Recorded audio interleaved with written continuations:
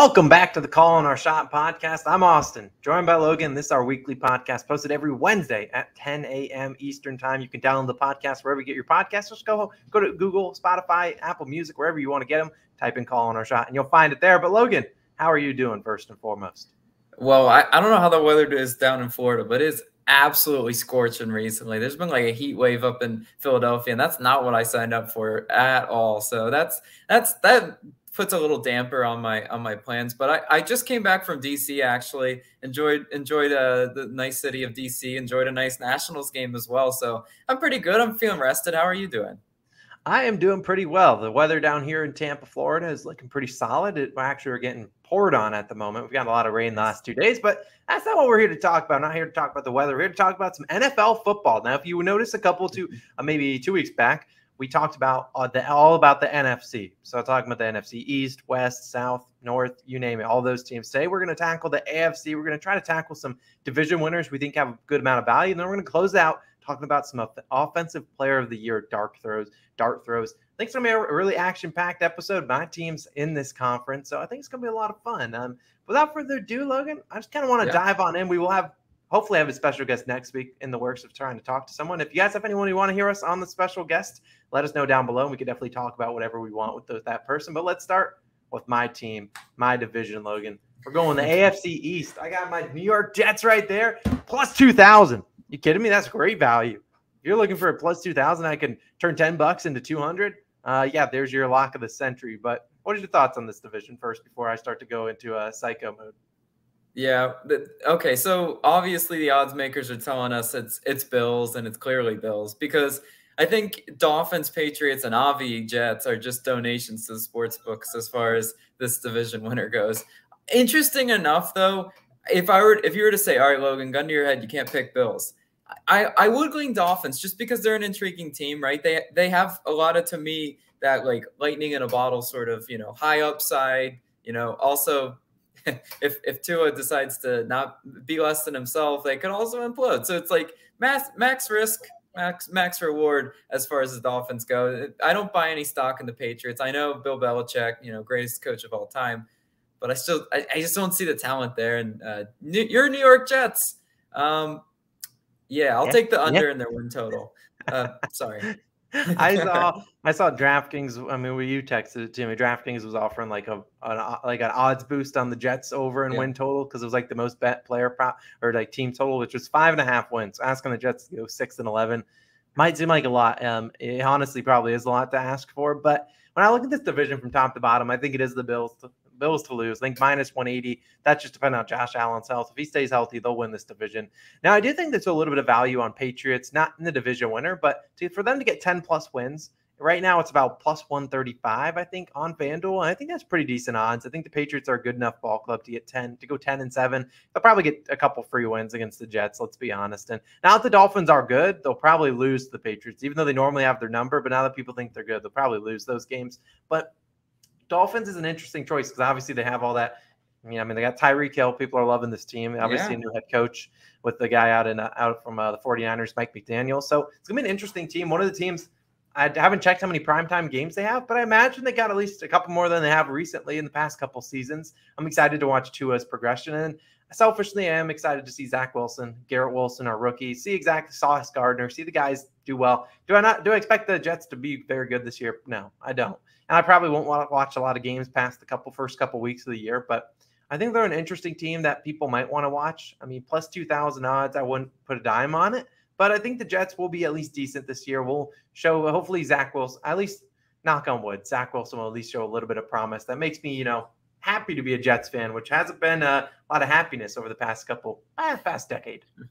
Yeah, you want to see that year 2 progression, right? You and I were at his first ever start in Carolina, and he had a lot of those deer in headlights kind of moments.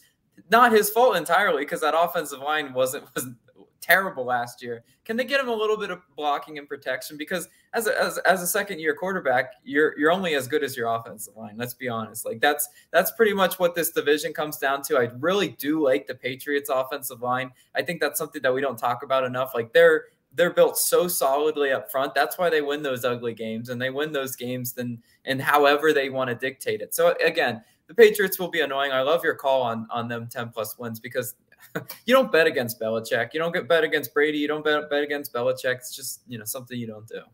Yeah, Mac Jones is only going to get better from his first year. And obviously, he had some mistakes towards the end of the year. And, they obviously got boat raced in their first playoff game. But, I mean, they're still a very good team, very good defense. And when I look at more back to the Jets, because it's probably the last time we'll be able to talk about them for a hot minute, I just think that, they have, tried to surround Zach Wilson as best as they can with the offensive line, definitely improve that. Now, I feel like the Jets always say they improve the offensive line, and then next thing you know, it's not any better. So we'll see if it's actually the offseason acquisitions, draft picks, if those actually translate into anything. But mostly I'm excited to watch this Dolphins team. I mean, I don't really need to – I already know what the Bills are. They got Gabe Davis, a UCF alumni, right to my left here. They're a great team. They obviously got him. They got Stephon Diggs. I don't really remember what's going on with Emmanuel Sanders. I think he's back. But also got, I think, an interesting guy, though, that I've been seeing on fantasy football, Breece Hall. Breece Hall, the guy that the Jets drafted at running back. He's going very high in fantasy football drafts for some reason. I see his over-unders for yards. It's like 830.5. And rushing touchdowns is 5.5. They're projecting a pretty big year out of Breece Hall, which is not something I would really expect. What are your thoughts on him?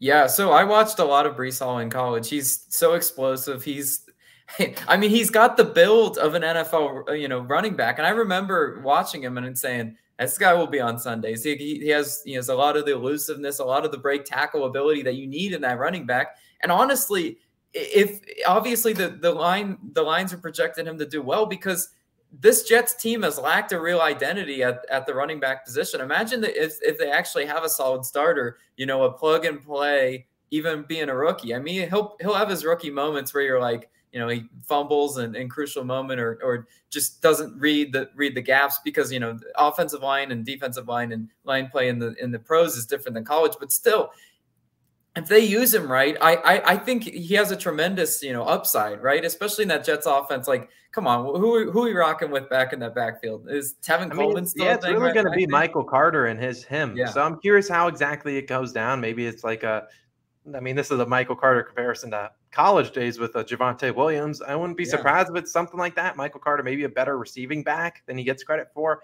I was surprised to see them give such high lines to him because, the Jets haven't had an identity. They've never been comfortable going to one running back. So, look, if we can get that guy, if we can have one fantasy usable asset, I consider the year a win. I mean, Elijah Moore was all right the second half of the year. Garrett Wilson, he could be decent. We just want one. I just want one fantasy usable asset where I can log on to Fantasy Football Now, watch Matthew Berry, Field Yates, Stephon Bell, be like, should you start Elijah Moore? Should you start Breece Hall? Where should we rank him? That's all I want. Am I asking for a lot? Probably. Yeah, well, because it's a Jet, and one of my fantasy football rules is you don't start a Jet in fantasy expecting anything good. Sorry, that's just how it be. Yeah, I don't blame you. Let's move on to an interesting division that I would argue is probably a two-horse race, but it's the other guy that went right before Zach Wilson. Going to the AFC South. Obviously got the Colts, the Titans, the Jags, and the Texans sitting at plus 2,600. Out of any team to win the division that we talk about today, Texans have the worst odds out of any of the teams. Well, technically best if you're trying to get the most value. When I look at this division, do I trust the Colts with Matt Ryan now? Do I trust, the Titans without A.J. Brown? I'm not surprised to see the Colts favored here. I really am not. I just don't know if I would really pick them. Like when I'm thinking about, I know a lot of people preseason, we still got what? Actually, the reason we're doing this is this day, Tuesday, we're 100 days away from the NFL starting. So 99 by the time that this podcast goes live. But I know people when, 90 days are up and we're at the final 10 days of the season, people are going to be constructing their NFL, division parlay long shots where they're just throwing teams in there, trying to pick every division winner. I think at the end of the day, I wouldn't really trust the Colts, but what are your thoughts on this one? Because I'm really torn. I don't know who I would ride with, Colts or Titans. I'm not riding with the Jags. No thanks. Yeah, to win the division, and that's the key word in here, not win me any playoff games, not be great. I'll go ahead and take the Titans just because Ryan Tannehill is a good regular season quarterback. He's good enough, right? He'll pick up some wins, might have a few duds in there, but this team goes as Derrick Henry goes, and I'm expecting him to come back better than ever, right? He's in one of the leaders for comeback player of the year, something that I was looking at right pre-show, and I was like, Derrick Henry, great candidate for that. And honestly, this Titans team loves being physical. They love running the ball. If they don't have to throw, they're not going to throw. Yes, the A.J. Brown departure is going to loom pretty large, right? They have a lot of confidence. And I mean, sorry, Titans fans, I forget who the rookie wide receiver they drafted as the kind of the replacement for A.J. Brown. But he shows a lot of potential, a lot of upside in there. But guess what? He should have a lot of expectations because this is a run-first offense. That's what I love about that. Now, the Colts also on that side, they're a run-first offense too. It's like, just head-to-head kind of things. Yeah, gun to my head, I'm taking Titans. I love what Vrabel does with that team. He really rallies the troops. They're as long as they just don't drop those divisional games that they should win, Jaguars, Texans. I love them at that value to win the division. Yeah, when I look at this, I kind of lean the Titans your way as well. I mean, they did get Treylon Burks. That's the guy you're talking about. Obviously, a guy that people don't talk about, Robert Woods, now a member of the Titans that is kind of slept on. Austin Hooper there too. And I think the drafting of Malik Willis will be big for Ryan Tannehill. I mean, he kind of knows, if I don't show up this year, maybe they look to move on and go to a different way, go maybe a different, get Derrick Henry a little bit more breathing room when they're trying to run, read options and stuff like that. I mean, you could imagine Derrick Henry with a running quarterback. That'd be pretty hard to stop. So not that Malik Willis is, the guy that's going to start and win Rookie of the Year. He's probably not going to see the field if hopefully the Titans can control it. But I'm excited for him, his development, and I really would lean the Titans at the value on this one. Now, could the Colts win it? Yeah, they could. I mean, think about last year. They had all the pieces to win it. End up missing the playoffs because they couldn't beat the Jags on the road. But they have all the pieces, and now they get Matt Ryan there. Obviously, I feel like common thought among the NFL community is that we trust Matt Ryan a little bit more than Carson Wentz. And while I don't really blame anyone for doing that, not that, Matt Ryan's done a lot with a lot fewer resources than he has had with what he will have with the Colts. Obviously, Michael Pittman, and doesn't need to say it, but Jonathan Taylor's a beast. So I'm excited to watch this Colts team. If I had to root with my heart, I would say probably the Colts because I want to root for that team. And I just love Jonathan Taylor, love Matt Ryan. As I should bring out my Falcons shirt. But I just think heart and value there's heart and value go two different ways. My heart wants the Colts, but the value in that Titans pick at plus money, can't really deny going with that one. Any final thoughts on that division? Well, I mean, coming from, I'm an NFC South fan, so I watch Matt Ryan a lot. I just kind of think he's a little bit washed. And I know what we're going to say. We're going to say, well, he all he has to do is pretty much hand the ball off to Jonathan Taylor, call it a day, throw a few dink and dunk passes. And we're not asking him to be a superhero. That being said, he reminds me more of the Phillip Rivers type role that they recently brought in. And yeah, they were good. Did they win the division that year? They might have, but the Titans have closed the gap to me between the Colts and the Titans. There used to be a little bit of a gap there. I think the Titans just know who they are. They come in with that expectations, and I like Vrabel as a coach better than Frank Reich. I mean, call me crazy. No, and that's what I was going to say is that, coaching, I give them a big step over. Mike Vrabel's been shown to do it they were without A.J. Brown and Julio Jones most of last year. So they can get some production out of Robert Woods, Treylon Burks. I think they'll be just fine. But let's move on to another interesting division, AFC North. You obviously got the reigning, Super Bowl runner-ups with the Bengals, Browns, Ravens, and Steelers. Now we see Ravens, Browns, Bengals all basically at the same value. Plus 200, plus 210 for the Bengals, and then plus 850 for Mitch Trubisky and the Steelers. You see any value in those Pittsburgh Steelers, Logan? I see no value in the Pittsburgh Steelers, although you don't count out a good coach, as we just were talking about coaching. I love Mike Tomlin, and Mike Tomlin always keeps his troops competitive, right? The Steelers are never going to fold on anybody. They'll probably steal a few games in this division alone. That being said, I don't see enough talent there, and it's not me putting any coin on Mitch Trubisky, that's for sure. But this one should come as no shock if we're talking about the last NFL episode we recorded. I'm so high on Lamar Jackson and the Ravens this year in particular. I see them winning this division, and I see them kind of taking it by storm early and often. I think they take care of the Browns. I think they take care of the Bengals. I think they match up really well against those teams. The Browns are an interesting team though, because you got Amari Cooper, you still got the two-headed running attack of Kareem Hunt, Nick Chubb. That being said, though, it's like who are we to count out, Baltimore Ravens and just, again, best coach in this division. It's arguable between Harbaugh and Mike Tomlin, but I love what the Ravens have been doing. And how many injuries did they have last year? Oh my gosh, their injury report was 5 pages long, and yet they were even like first game. Yeah, and yet they were still competitive in a lot of games. Last year they had no running back whatsoever. It was literally hop on Lamar Jackson and that's it. This year they will get more healthy and they will win some games that they definitely should and that they weren't able to last year. Yeah, I mean, they were starting. Lamar Jackson missed, I don't remember the last 4 or 5 games. He wasn't there. Huntley kind of stepped in and kind of did his thing. But I do like the Ravens pick. I do think it's a solid one. I do like J.K. Dobbins hopefully coming back healthy. That will be exciting for them, because I was really high on J.K. Dobbins last year preseason for fantasy football. I was like, I need J.K. Dobbins on all my teams. And then he got injured before our draft, which stunk. But, yeah, he wasn't obviously there. I think if I were to choose, I'm going Browns, though, in this one. And there's a couple different reasons why. Now, the clear looming question mark is Deshaun Watson. As of this moment, May 31st, 8 p.m., we have no clue if Deshaun Watson will play all 17 games. Will he be suspended 4? Will he be suspended 8 and suspended 6? No one knows what Deshaun Watson's status is. But if he does somehow, get out of jail free card, kind of doesn't get any suspensions, I think he's going to have a really good chance to really improve this Browns team. Now, obviously, there's going to be some rust there because we were talking about a guy that didn't play football all last year. But can he be any worse than Baker Mayfield? I don't think so. I don't really think he could be any worse. And so I'm really excited for him to get in that Browns facility and really just do his thing. Because we know Deshaun Watson, a guy that very similar to Lamar Jackson, he was carrying that Texans franchise for several years. They did have some years where he would carry them and they still would lose. But I think this Browns team is just built for just a QB plug and play. Kevin Stefanski, a great underrated head coach. And you're right. You referenced Nick Chubb, you referenced Kareem Hunt, even Amari Cooper. All these 3 guys, very good, very elite, all Pro Bowlers, all Pro Bowl talents. They can obviously match up with anyone on the defensive side with Myles Garrett.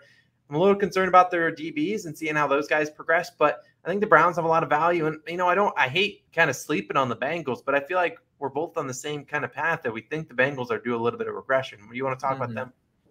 I for sure think the Bengals are due a little bit of regression. Now, if you look at their offseason moves, you're like, last year they were so depleted at the offensive line position. There was a revolving door.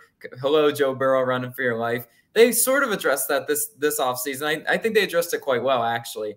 That being said, there's just regression on both sides of the ball, right? Year 2 of the whole Chase to Burrow Chase connection is going to be a really interesting one, because if they can keep some of that magic that I saw last year, and trust me, it just jumped out at you when you watched them. You're like, these guys haven't been playing 10 plus years. Like it was really impressive. If they can keep that up, they're going to make both of us eat our words, because I think the Bengals are going to be live. It's just that's what I really question. I'm still high on Jamar Chase, spoiler alert. But I also think that Bengals defense, they got really lucky. They won a lot of games. I don't know what their margin of victory was last year, but that Bengals defense got bailed out several of the games that they probably shouldn't have won. That's an NFL season for you, though. Look, they got hot at the right time and made a Super Bowl run. So if you can duplicate that again, hats off to you.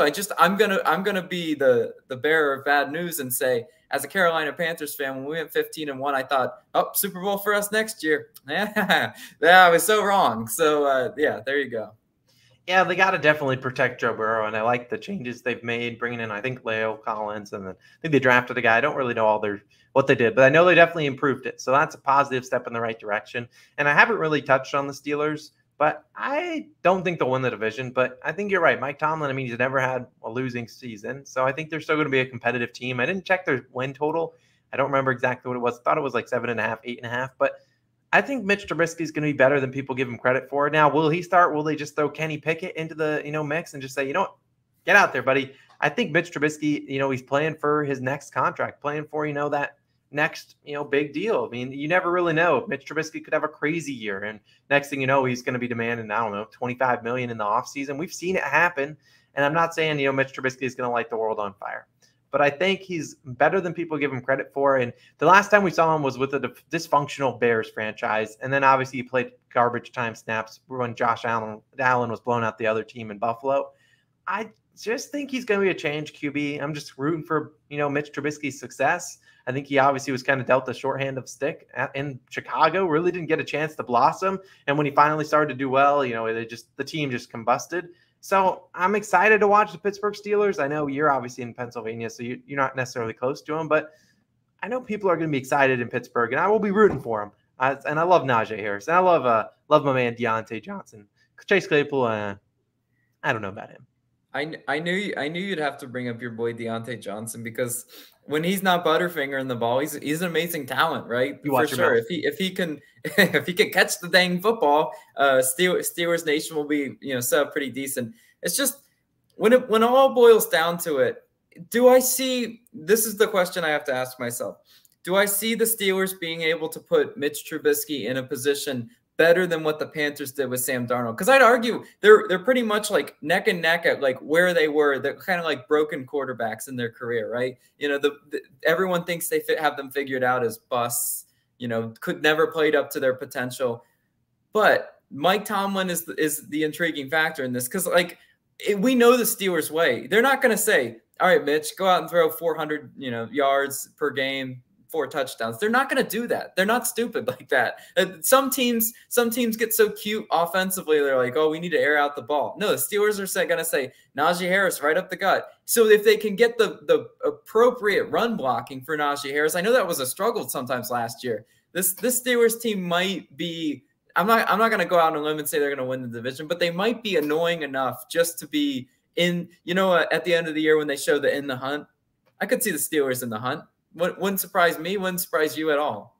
No, I think that's a very fair comparison, comparing him to Sam Darnold. Because let's be honest, Darnold was the Panthers didn't do a whole lot to help him.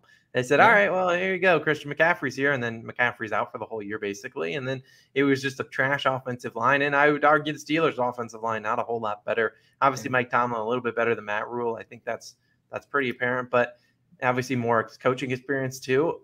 I don't hate the comparison. I love Najee Harris. I was all over him last year in fantasy. It was really volume that made him usable. It was not efficiency. It was not efficiency at all.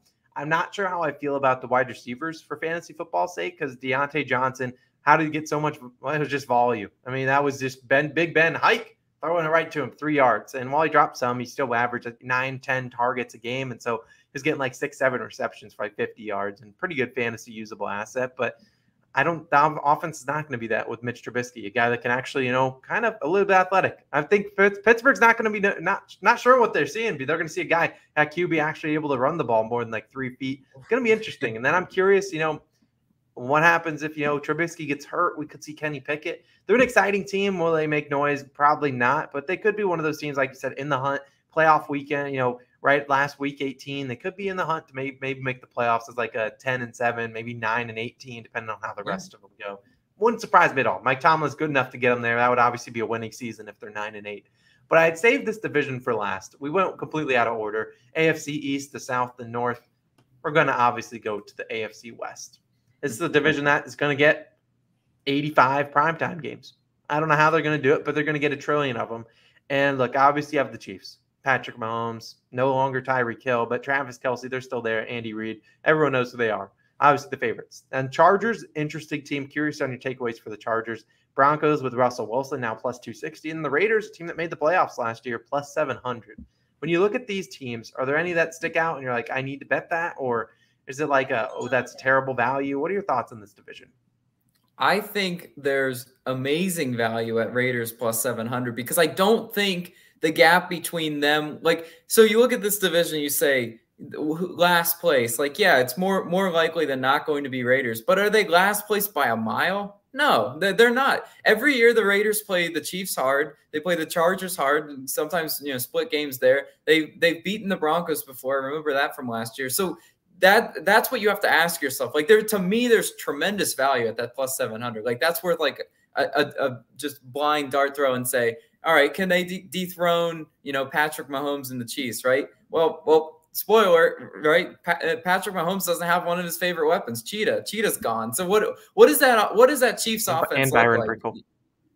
Yeah, Byron Pringle gone too. Byron Pringle, what is he, a bear now, right? Isn't he? Yep. Yeah, he's a bear. Shout out Byron Pringle always. Yeah, I mean, so it's really going to be a huge, Travis Kelce type, CEH, Clyde Edwards-Helaire kind of game. And sorry, Chiefs Kingdom. I'm not really that high on this team. I don't believe they should be a solid plus 155 favorite in this division. I think it should be like 200 across. And I mean, Chargers, Broncos, take your pick. I mean, I love Russell Wilson, a proven winner. I love what the Broncos, always do defensively. Like, you go into Mile High Stadium, you're gonna in for like a slug match because that's just historically how it's been. Now they have a proven offensive leader. So imagine the Broncos put up points. This is the crazy thing and why I'm picking the Broncos in this one, because imagine if they actually do get points in production and consistency offensively. Their defense is way more capable, than a lot of these defenses in the division. I know Chargers have some flashy guys on the defensive and offensive side of the ball, but still, Broncos, man, the proven quarterback, 260 is just too tempting for me to pass up. Yeah, I don't blame anyone for throwing them into their parlay. And when I look at this division, I really want to dissect the Chiefs because this offense is going to be interesting. There's going to be someone in here that's going to soar up fantasy leaderboards, draft boards. I don't know what wide receiver steps up. Obviously, McCole Hardman's still there. Juju's here. We got Marquez Valdes-Scantling. They got Josh Gordon, Sky Moore, Therese Fountain. I don't know. One of these guys is going to be a fantasy usable asset because they just have to be. Obviously, Travis Kelce. But I don't know which one of these guys I have most faith in. It's just going to be an interesting thing. And then if you're looking for Clyde Edwards-Helaire, well, now he's got Ronald Jones backing him up. So that'll be fun until Ronald Jones fumbles, and then he'll never see the field again by Andy Reid. But I don't know what to do with that team. I don't think there's any value in them at plus 155. When I go to the back of the half, we go to the Raiders. Obviously, big name, Davante Adams now here. That's obviously the big changer. And I think that's going to be big for this team. I mean, obviously got your little Hunter Renfrow. I know you love him. They got Darren Waller. I really think there's good value on the Raiders at plus 700. Do I think they're going to win the division? I don't necessarily think so. But like you're saying, I don't think there's a huge difference between the Raiders and the Chargers. If you would have switched those values last year, it wouldn't have surprised anyone. I think the Chargers have so much hype built around their team. It's like, oh, they were so close last year to making the playoffs, that tie, whatever. They got all this hype that everyone's just expecting Justin Herbert to take a big leap. I just don't know if I'm necessarily expecting it. Obviously, they got Khalil Mack. They got some other guys coming into the squad. She's not sold on the team altogether. So, my opinion, the best value is on the Raiders. I just don't think the Raiders are going to win the division, but I think at the end of the day, they shouldn't be plus 700. What we're looking for is value for teams that could Derek Carr come out and have a great year. We've seen Derek Carr do it in the past. We've seen him be an MVP caliber QB. Just don't think there's a lot of value on the Chiefs. A little bit think the Chargers are overhyped, and I'm not going to ride with you on the Broncos, although I do think the Broncos have decent value because you're right. If they can put up points, something they really struggled. I mean, we saw so many because, 4:15 rolls around. There's not a lot of games on. There's a lot of Broncos games, though, and you just have to pound you're like, oh, God, another punt. Oh, God. It was just miserable to watch. It was like, I hate my life. Please turn on to the Cowboys game where it's like 45-45, no defense being played.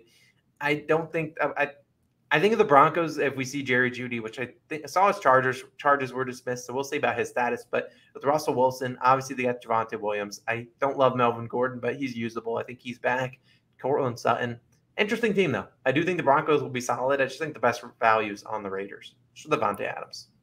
I agree with you on the Raiders wholeheartedly. That's what I'm saying. Like, being this part of the year, like, how are the divisional odds are going to shake out, right? Like, if you were to reevaluate this bet halfway through the season, you had Raiders. Are you feeling good about yourself? Probably, because they should be still in the mix, right? They're not like, I don't know, they're not like a Jets where you can just kind of count them out. Sorry to take another shot at the Jets, but they're not like a team where you just immediately count them out. No, Derek Carr is a serviceable quarterback. He shouldn't be slept on. He won't be slept on. But at the end of the day, Russell Wilson is Houdini in the pocket. I've always, kind of compared him to that because he makes those figure eights and makes defenders look silly. And I mean, this division, say what you want. I mean, I think the Chargers are all smoke and mirrors. I don't think they're legit. I never will think they're legit. I don't like football teams that treat fourth down like it's a Madden game, and that's what the Chargers have done.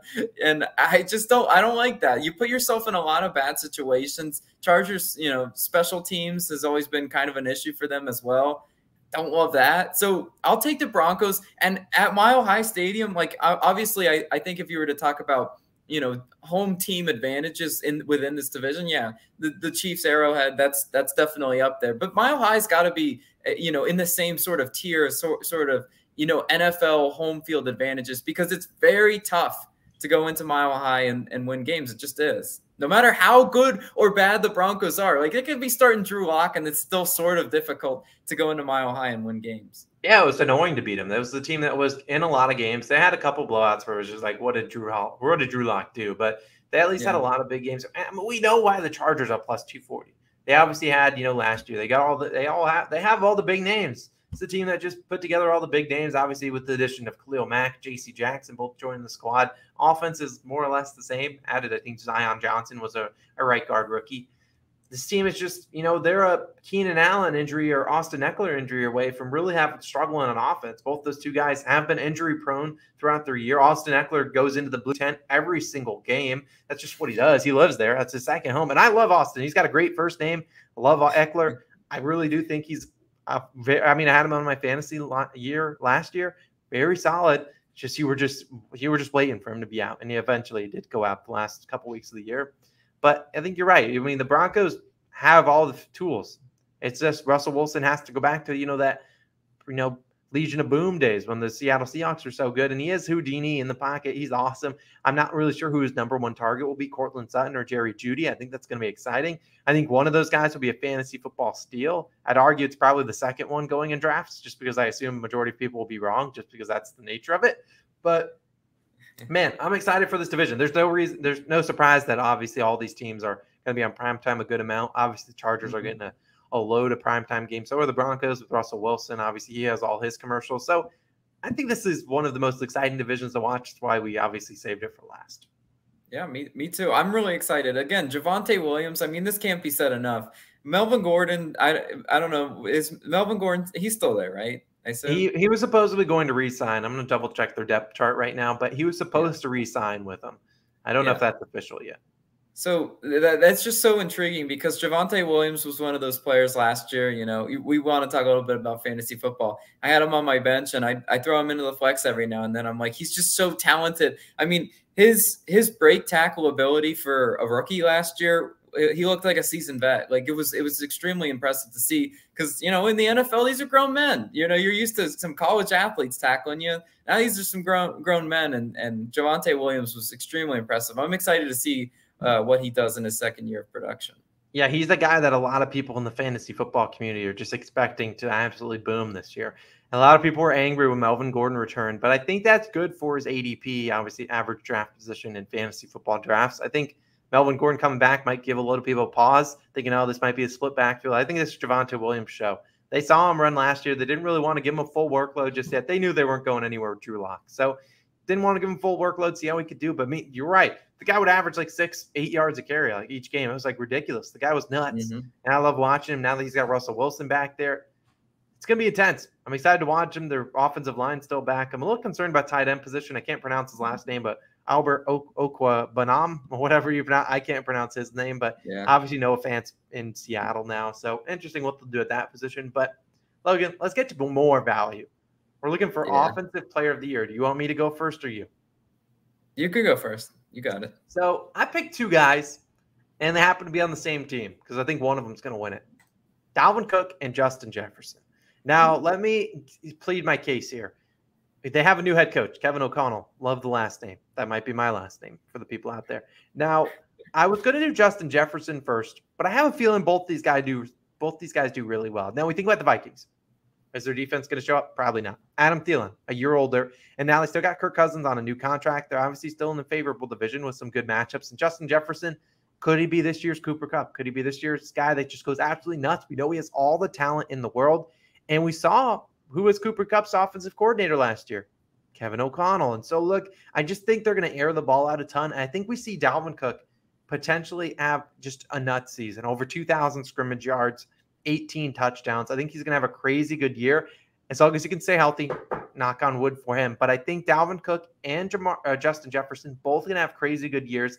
I'm going to sprinkle on both of them because I think both of them, one of them has a good chance of winning it. I don't want to put any value on Jonathan Taylor or Cooper Kupp again. He's due regression. Cooper Kupp can't do anything that he did last year. He just can't be better than he was last year. It's just physically impossible. So I think a guy like Justin Jefferson could bust on the show, just kind of do really well, or Dalvin Cook could kind of burst back and be really good. I don't know. Maybe I'm a Vikings homer. Maybe I need to stop drinking the purple Kool-Aid. That's it. They're intriguing picks, and again, we always talk about if Dalvin Cook can be healthy, right? That's the big question mark. It's always been the if about him, because he's definitely a top 5, definitely top 10 running back in the league when healthy. I don't hate the pick. I don't hate either of them. Justin Jefferson is very talented. I love me some Adam Thielen. I think Thielen steals a lot of touchdowns and a lot of production that otherwise could be going completely to Justin Jefferson. But no, good picks nonetheless. I love the value, right? We're in the 2000s range. Mine right now is a little bit, better value, actually, the one I'm going to go with. And it is another wide receiver out of LSU. Do you have any idea who it might be? Odell Beckham Jr. No Odell. Jamar Chase. Jamar Chase of the Cincinnati Bengals plus 3,500. I mean, I love, again, even better value than yours, and his connection to Joe Burrow, undeniable, right? The question about this and how this one could maybe tail off and not look like a great bet is if, the other, Bengals receivers still, continue to be annoying and chip away at his production. But I still think the chemistry in year 2 of the Burrow and Chase connection is just going to be one of those, I'm buying all the stock in it, because what I saw from them last year, and I made this comparison on the podcast before, I'll reiterate it, right? I saw that Aaron Rodgers, Davante Adams type connection with them, where they looked like they've been playing for a long time, where they just looked at each other and they can immediately communicate, 5-yard hitch right now, and I'm going to smoke them, or just double move right now. That's sort of what I love to see. And I mean, they're playing in the division where they can easily, I don't think they're much of a threat to really run the ball consistently. Love you, Joe Mixon, but so they're going to want to throw. I know the Bengals. It's inevitable that offense is going to turn more into an air raid offense even. And if they can get a decent offensive line play, as we mentioned, this is a great opportunity for Jamar Chase sitting at that plus 3,500. I know that sounds like a casual NFL better. I just started watching football in the Super Bowl. I saw Jamar Chase. No, he's good. He will be good, and I promise you, he'll be up there. He'll be in the running when all said and done. I mean, I can't reject the pick. There's sound value on it, sound logic too. At Jamar Chase, we saw him obviously burst on the scene as a rookie. He was awesome last year. I mean, we saw that that final game of the year, or one of those last games against the Chiefs, where he just destroyed the team for 500 yards receiving. He could do that again this year. Haven't checked their schedule. I think Jamar Chase is due for another big year, and we know that connection's only going to keep getting better. Obviously, we saw him really bust onto the scene kind of towards the end of the year, kind of when you got to the playoffs, when obviously every team's keying in on Jamar Chase, all right, we got to stop this guy in the playoffs. He still produced. So I think when you get to the regular season, teams are a little bit more lax on defense. They're not necessarily just leaving guys wide open, but Jamar Chase is as good as it gets, and he's only going to get better. We remember last year, right in the preseason, everyone was talking about him being bad, a bust, dropping passes, and he was just absolutely made those guys look like idiots. And so I think there's a lot of value in this Jamar Chase plus 3,500. It's a shame another wide receiver out of LSU is probably going to win it, but at least you're probably coming second. What's second place get you? Nothing, but I look, I'll trust, oddly enough, is this even a hot take? I'll trust Joe Burrow any day of the week, any day that ends in Y over Kirk Cousins. And that's a straight fact right there, boy. Yeah. I can't follow you on that one. I do think both these offenses will be pretty pass heavy. I think the Bengals, when it's all said and done, they rather have the ball in Joe Burrow's hands than Joe Mixon. I think but they do want to run the ball. It's not a team that's going to completely abandon the run like the Chiefs might do. They're not the Chiefs. They'll at least be running the ball, 15 to 25 times with Mixon. The one thing the Bengals didn't do last year, they didn't really run up the scoreboard on people, except for that Ravens game where where the Ravens defensive coordinator was trash talking Burrow before the game, saying that he wasn't really all that, and then absolutely they just lit it up on him. They weren't really a team that ran up the scoreboard. We sometimes see the Chiefs just absolutely running up the scoreboard, padding the stats and all that. I wouldn't be surprised if maybe they start doing that this year. No respect is allowed, especially in the AFC North. Out of all divisions, you got to show no respect in those divisions, or else you just get your head cut off. It's a dicey division, and like I said, if you look at the AFC North and who they're going to be playing within the division, I'm telling you, I think their key to success, this Bengals team, is actually to put the ball in Joe Burrow's hands. It's not to be kind of like cute and say, oh, we're gonna mix in some pun intended, and we're gonna run the ball a decent amount. No, they're built so well at the wide receiver position. You'd be doing a disservice to not be throwing the ball a lot. They have something that, if you're looking at the division, their receiving core and quarterback is pretty much the best, and it's by a decent margin. So I hope they go, more air raid, and Jamar Chase looking tempting at 3,500, man. I'm just saying, I think that's pretty good value. But is there anything else you want to take away from the AFC conference as a whole? Who's your winner? The winner? Yeah, I mean, I want to stay in the AFC North, and I just want to ride this narrative, and I want to see where it gets me. We'll reevaluate as the season goes on. I think the Baltimore Ravens are going to be sneaky. I love them at the value. I don't know what their value is right now, actually. Yeah, Austin, you can pull it up, but I'll plead my case right here. I love teams with quarterbacks that are they have something to prove this year. You've just shipped off Hollywood Brown for Lamar Jackson. And I mean, is he going to be angry? Absolutely. Does he have undeniable chemistry with Mark Andrews? Yes. And honestly, we want to talk about fantasy football. Mark Andrews, I draft him. I reach way for him, because I think him and Kelsey, best two tight ends, and it's not even close for a third. So I'm really high on them. And like I mentioned, I want a team that's returning a bunch of key players from injury and just, getting back together, that chemistry. Because if you look at the Baltimore Ravens pre-injury riddled year last year, they were right in the mix of it. They always will be in the mix of it. Like it or not, Jim Harbaugh, John Harbaugh. Oh gosh, I mixed up the I mixed up the Harbaughs. Wow, oof. One's a Michigan khaki wearing guy, but I really do love the Ravens in this one, and yeah, I'm gonna ride them. What value am I getting? Can you tell me? Plus 1,200. Wow, that's amazing. That's amazing for a former MVP as well. Like, come on, man. The Ravens are going to be so annoying in the AFC. I promise you, they will not only win the division, but they will be a top 3 seed. I'll put them at that. My team, and I would go with the Bills. They're plus 300. I think they're probably due to make the Super Bowl.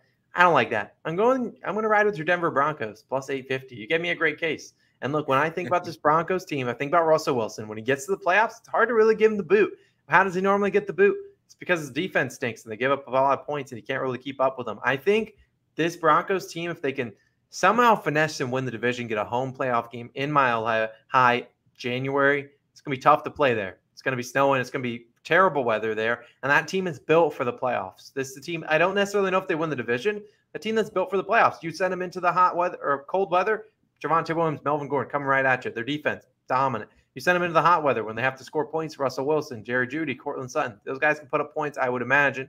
So I think the Broncos plus 850. I honestly do think the Bills do win it, but I can't deny the Broncos plus 850. I think the value's there. Russell Wilson, I've never been one to bet against him. I think he gets it done. And I think it would be really cool. If you've seen, obviously, QBs, those big QB trades work out in the past. Matthew Stafford traded from the Lions. I just think the Broncos could get it done, and I'm going to be riding with them. I love both of our picks because nobody wants to hear us on here picking Bills or Chiefs. Like nobody wants that. We have to think outside of the box. We have to think the NFL rarely goes how you expect it, right? That's just how it is. Who would have predicted a Bengals Rams Super Bowl, right? Did that go according to plan for anybody? Probably not. So again, you're this early in the season. You have to say, if I'm picking an AFC winner, I want to bet that's going to, the odds will get worse as the year goes on. And I agree with you. I love the Broncos one because I picked them to win the division, for crying out loud. So I love that one. I think their odds decrease on the year. And I think the Ravens, people are going to see them be annoying, and they're going to be probably a top, like I said, 3 seed. I could see the Broncos up there, making some noise as well. I think we gave out a lot of good advice over these last 44 minutes. So that's going to wrap it up for episode 38 of the Call in Our Shop podcast. We'll be back again next Wednesday. Our weekly live stream is tonight, Wednesday, June 1st, 6 p.m. Eastern time. We'll be recapping we're looking forward to game 1 of the NBA Finals. We appreciate you guys. It's been Logan. This has been Austin. We will catch you guys again next week. Let's get after it. See you guys next week. Peace.